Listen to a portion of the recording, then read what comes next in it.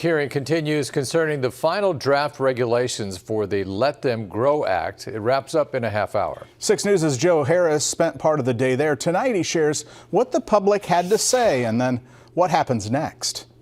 People filtered into the Lancaster County Events Center in Lincoln on Tuesday to give their opinions on the regulations for the Let Them Grow Act. We are now back on the record. As they're written now, they would require at least 40 hours of gender identity-focused therapy before those under 19 could receive prescribed puberty-blocking drugs or cross-sex hormones. They would also require informed patient consent, including their impact on fertility, brain development, and bone density. In a layperson's terms, this means that physical and mental health care would operate under the state's definition of medical necessity. 6 News heard several testimonies, the overwhelming majority of them against the proposed regulations. Those without financial means to pay for the required 40 sessions of therapy.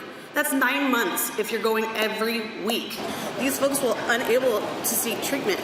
For professionals like my spouse that provide services to trans youth. Another person who testified believes young people should not be allowed to go through gender-affirming treatment, but she has concerns over how the currently proposed regulations are written. In the fiscal impact statement, it says the state will not be responsible. You know good and well that will not be the case, because anytime medical care happens, there is a fiscal impact. Nebraska Chief Medical Officer Dr. Timothy Tesmer, who is responsible for creating the proposed regulations, was notably absent from the hearing, but DHHS says every comment is audio recorded and that Tesmer and the legal team will review those and written comments. Any significant changes to the proposed regulations would prompt another public hearing. On your side in Lincoln, with photographer Zoran Tesek, Joe Harris, 6 News. The state is currently under 90-day temporary regulations requiring the 40 hours of gender identity-focused therapy.